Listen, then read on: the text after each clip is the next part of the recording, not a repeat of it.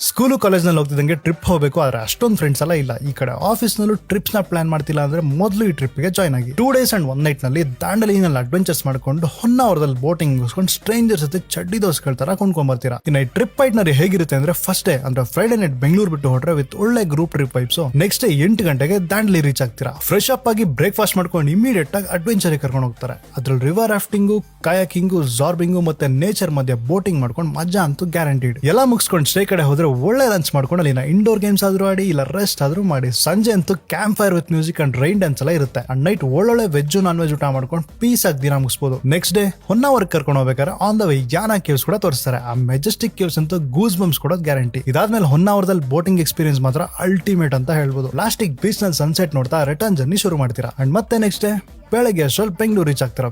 ಚಿಂದಿ memories. Package details ಗೋಪ್ರಾಣಿಗೆ message ಮಾಡಿ contact details ಎಲ್ಲ ಕ್ಯಾಪ್ಷನ್ ಇರುತ್ತೆ. ಒಂದೊಳ್ಳೆ ಟ್ರಿಪ್ಗೆ ಜಾಯ್ನ್ ಆಗಿ. ಬಾಯ್.